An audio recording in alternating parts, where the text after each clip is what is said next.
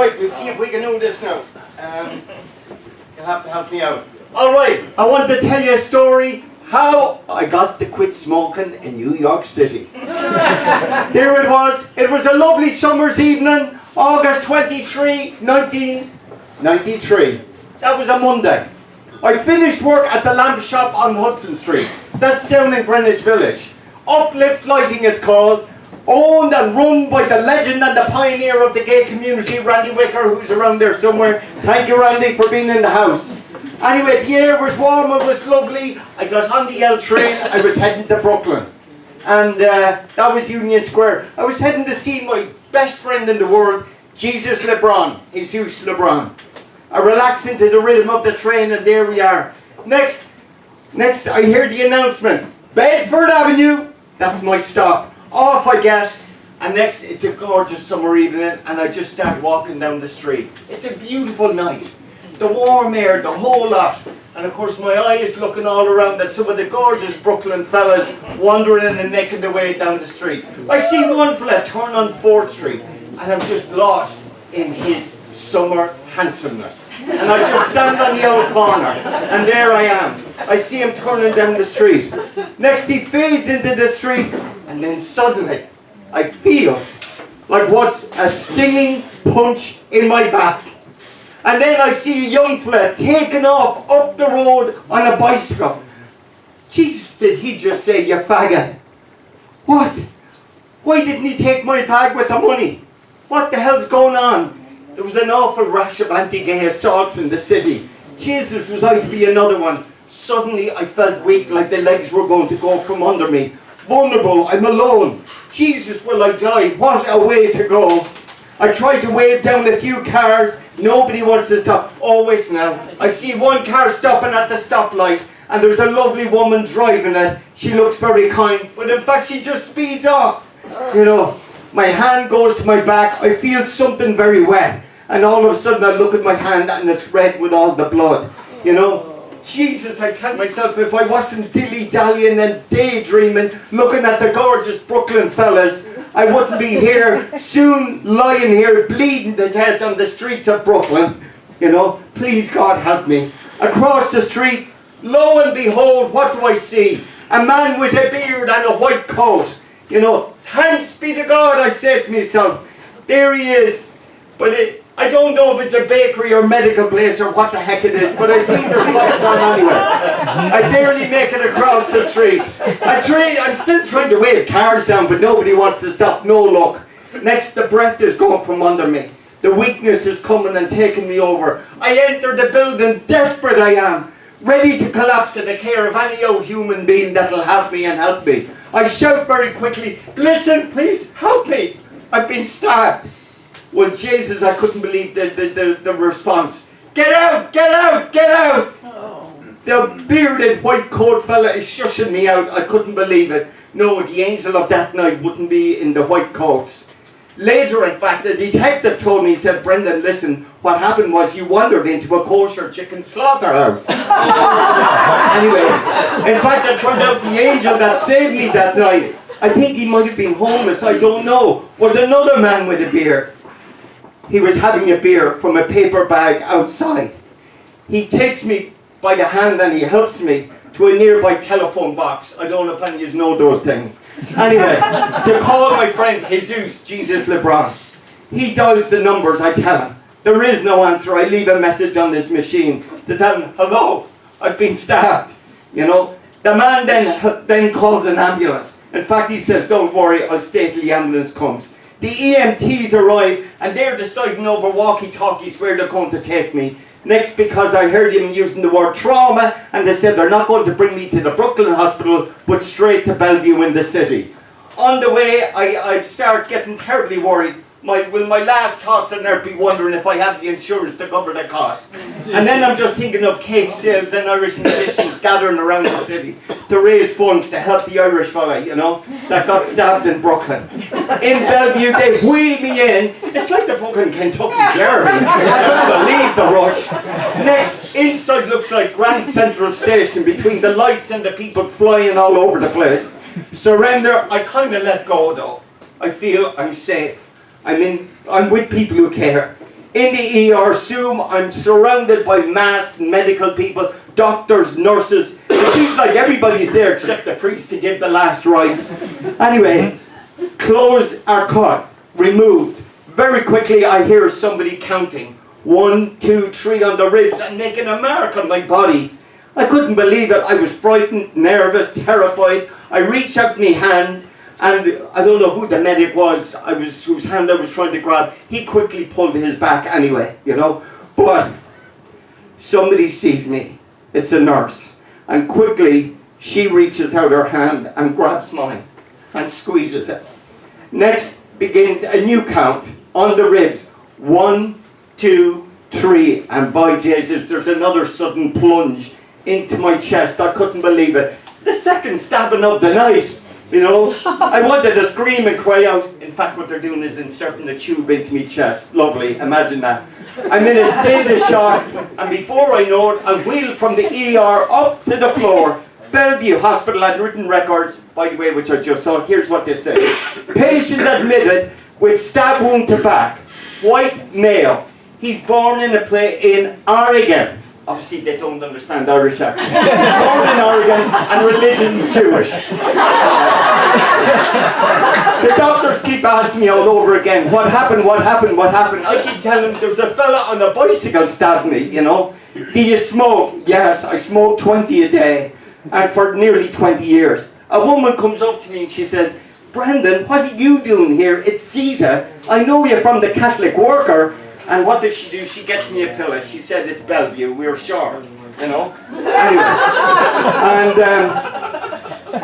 and then the other visitors start coming. I couldn't believe it. A fellow walks in, he said, hello, I'm from the Crime Victims Board of New York State. Brendan, listen, you might remember me. I'm Bruce Cogan from Buffalo, friend of Andy Holmes. Listen, come here. Here's the key question. You didn't know who did it, right? I said, no, it wasn't your family or somebody you knew, right? No. He said, lucky man, now you'll be covered all your costs by the Crime Victims Board of New York State. And he said, listen, the story is already all over the media. I couldn't believe it. In fact, it's all over New York Times and here and all over the place. And Irish gay activist stabbed in New York, Brendan Fay from Drogheda. By the way, and next the visitors starting the stream. Detectives come early in the morning and ask me, where were you stabbed, what happened, what were you doing, what did you can imagine. Anyway, then the politicians started arriving. I couldn't believe it. Ruth Messenger, the borough president, you know. And next, of course, the city's African-American mayor, David Dinkins, who walked with us on 5th Avenue, is there by my bed, wishing me well, encouraging me on, showing care for the city. I couldn't believe it. But then word must have got out even more because his opponent in the election showed up, Rudy Giuliani. I said, Jesus, maybe it's the medication that's getting Anyway, then they told me, look, it's all over the papers. Flowers were arriving, everything except mass cards. Some people said, it's all in the paper, Brendan, but I was hoping it'd be in the obituary column. But anyway, so here, word got out, including calls were coming in from Ireland. I said, I can't talk to my family. How am I going to explain to them what happened? And my sister told me later, Brendan, when it said Irish gay fella from Drogheda stabbed on the streets of New York, my mother nearly died. She couldn't believe it. How was she going to walk the streets of the town? Anyway, she would always read the Irish Independent, but she only read it for 2 reasons, to see who died and what horses were running. And now here she was reading about her son stabbed on the streets of New York. And word around the town was, there was a hospital in New York called Bellevue. That's the madhouse. That's where they send me in New York. And now Brendan is there. So, then I couldn't believe it. Next who walks in his Franciscan habit, my good friend, Father Michael Judge, chaplain to the fire department. And he says, Brendan, Brendan, Brendan. That's what he used to call me. He said, Brendan, Brendan, Brendan, I can't believe it. You are upsetting the Cardinal of New York City, you know. I says, Michael, please, don't make me laugh. I can't, my lungs are killing me. You know, I can barely breathe. Jesus, don't make me laugh. The first laugh of the week. And he says, you're upsetting the Cardinal. You are in the New York papers more often. You are in the New York papers this week more often than he is. Anyway, I says, Michael, Jesus. somewhere along the line, you know, I'm asked 1,000 times if I smoked, of course, you know, you can imagine. The flowers, the cards, the whole lot. Michael, Judge, actually, Jesus LeBron, my friend, helps to discharge me, and Michael says, can I help you? He actually helps to take me away to New Jersey for a couple of days to a Franciscan priory. That's 93. I slowly recover from the trauma, the whole lot. All right, now move quickly. A year and a half later, April 7, 95, out of the blue, the call comes. Hello, this is the police department, the detective's office, NYPD. We need you to come to the DA's office immediately. I'm like, oh my God, I better make sure I look good, smell good, and have a statement for the press. This could be important, you know. And I said, well, I get the subway. He said, no, we're going to pick you up. There's been a break in the case. My mind then began to, I said, who do I thank?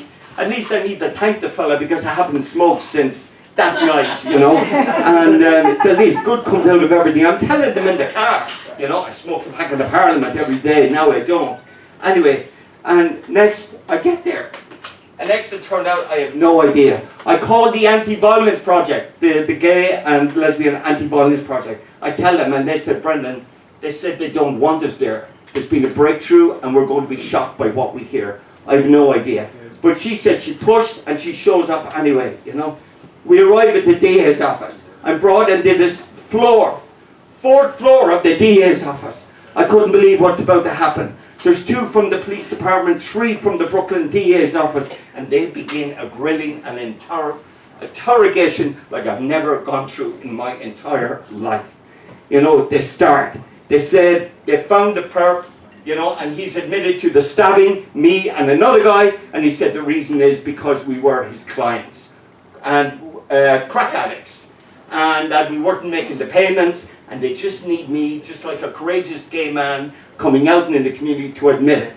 And I was like, what? I'm shocked. In fact, the counsellor from the Anti-Violence Project took some notes. Hear what she said. BF, that's me, Brendan Fay, was flabbergasted. Didn't know what to say. He said he was shocked that none of this made any sense. He said he'd never done any, ever, crack cocaine or anything else. They interrupted him and said, so, maybe it wasn't crack. Maybe he got the drug wrong. Maybe it was heroin or cocaine. BF replied, I've never done drugs in my life. One of the ADAs and the detectives laughed and said, listen here, Mr. Fay, we know the truth. Mr. Fay, we know the truth.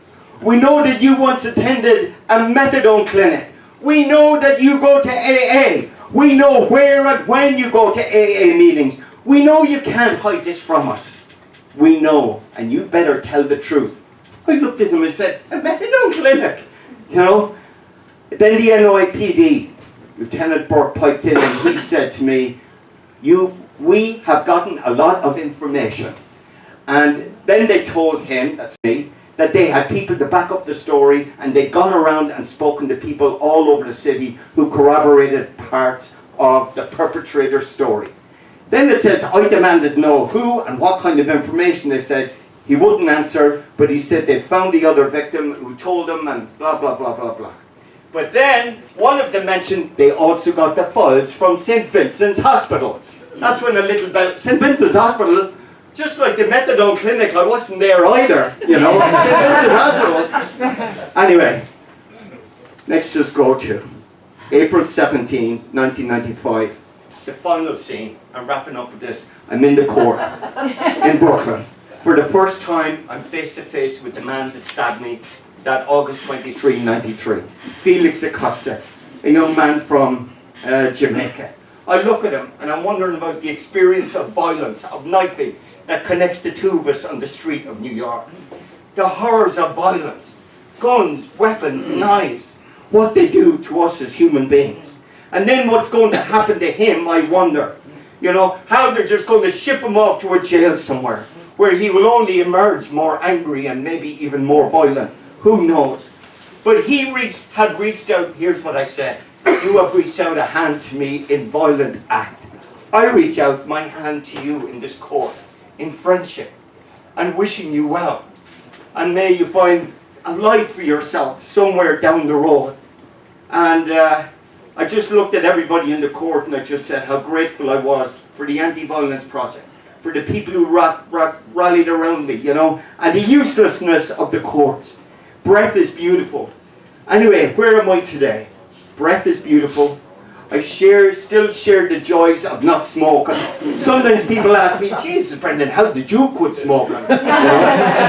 Anyway, that leads to another story. And all I can say is, look, sure, if you have to be stabbed, let it be in New York City, which wrapped its heart around me and carried me through from the edge of the grave. I love the city, I love the people in it. From maybe that man who was having his beer out of a paper bag, who took me by the hand and perhaps truly saved my life, to the nurse in the emergency room, whom I will never forget. You know, and who knows in that whole world, but who reached out and grabbed me by the hand when I desperately needed that support of a human hand. I think of that angel of the man, and someday I will meet Felix Acosta again, who stabbed me, and actually thank him for helping me to quit smoking. So all I can say to you is, listen, make sure, take somebody's hand, reach out when you can. You know, an outstretched hand can make all the difference. And listen, as my mother used to say, when you go out at night in the streets of New York or anywhere, make sure you wear clean socks and underwear in case you're picked up by an ambulance. And as Malachi McCourt will always remind us, live every day as if it's going to be your last, and one day you'll be right.